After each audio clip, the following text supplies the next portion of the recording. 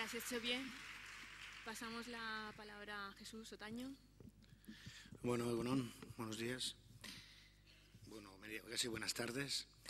Bueno, yo lo último que ha dicho, yo no soy mixto, o sea, ni de jamón, ni queso, ni nada, no.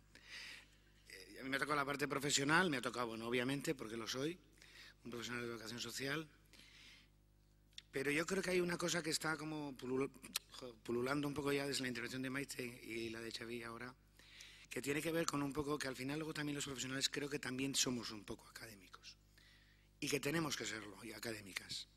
Desde esas palabras que son como que las palabras que a veces definen y ayudan, pero a veces también acotan y nos encorsetan, ¿no?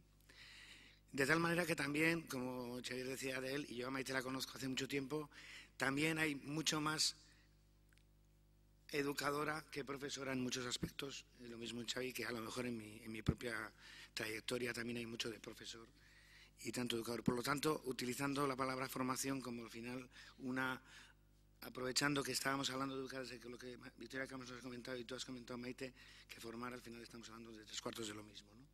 Hay una especie de proyección y de transposición de procesos educativos en los procesos formativos de las personas que van después a desarrollar el trabajo de educador y de educadora social.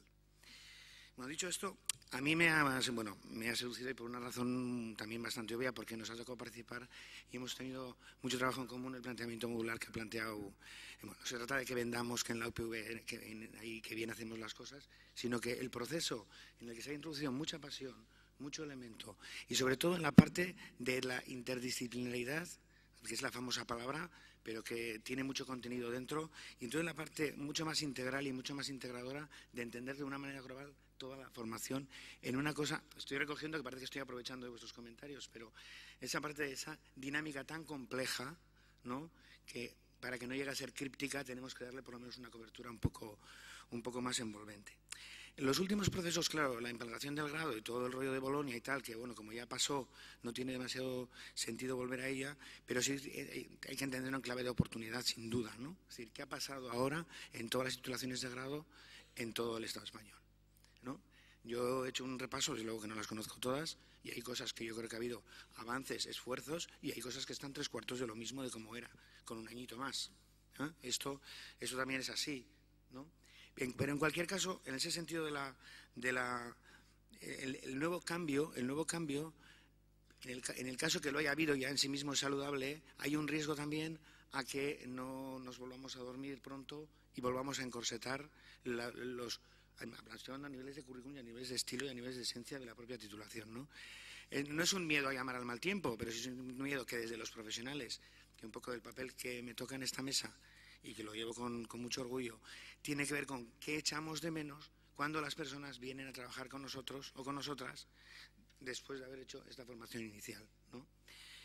A mí se me había ocurrido, sin ser demasiado categórico y sobre todo no en su orden, pero hay unos elementos que me parecen sustanciales y que sí, que cuando hablamos de la palabra innovación, la última titulación de grado es una innovación sí o sí, ¿no?, independientemente de que haya una dirección en otra.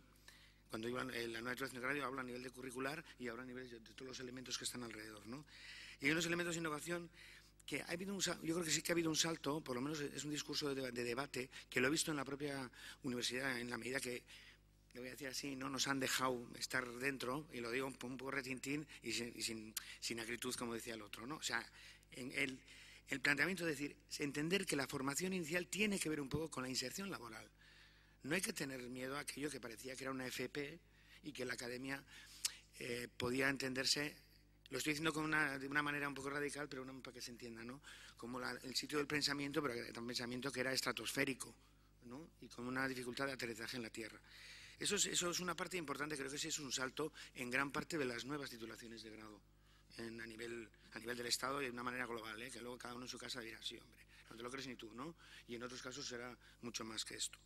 Luego hay un elemento de reflexión y crítica que viene más o menos más introducida, el que haya un año más, el que haya más prácticas, el que haya apuestas de la manera como se ha comentado aquí, y lo que también decía Xavier, ¿no?, de que haya un planteamiento de todo el equipo docente está volcado en una tarea respecto al propio alumno o a la alumna, que es un elemento que exige una reflexión y crítica y que nos hace desentrañar y escarbar otra vez sobre el análisis crítico de lo social y de lo educativo en sí mismo. Análisis crítico planteando desde el pensamiento crítico y el planteamiento crítico, que todos sabemos de lo que estamos hablando. Y es momento quizás también de recordar el tema de la voluntad transformadora que se tiene que exhalar de alguna manera en todos los currículums. Yo creo que los profesionales y las profesionales, yo soy de los que pienso que hay que reivindicar la parte técnica. No reivindicarla, coño, es que la hay, perdón, es que la hay, ¿no?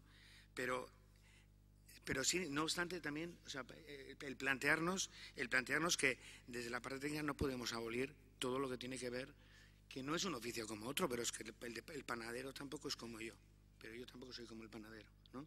Hay un elemento concreto de voluntad. Eso, como algunas cosas ya se habían dicho, me parecía, creo que, no sé, en ese sentido no puede haber debate entre nosotros, porque creo que estábamos bastante en consonancia. Si hay una cosa que como profesional y como como participar dentro de los colegios profesionales, del proceso asociativo profesional, de la construcción de oficio y todo eso en el tiempo, sí que quiero plantear es en la relación entre la universidad como ente y la profesión como ente también. Claro, es un ente muy raro, ¿no? Un ente que es la profesión es una cosa muy extraña, que puede estar materializado en los colegios profesionales y asociaciones profesionales que estamos aquí y que hemos de alguna manera parido también este invento. Es el planteamiento de los convenios, que es una cosa escrita, pero que a veces está vacía absolutamente de contenidos.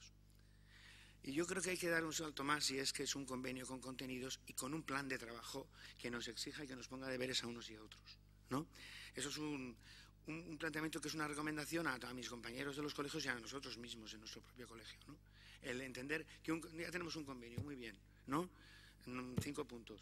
Pero no, ¿qué le metemos a ese convenio y qué nos trasladamos unos a otros en esa especie de necesidad mutua que yo creo que todos la notamos en esencia desde siempre?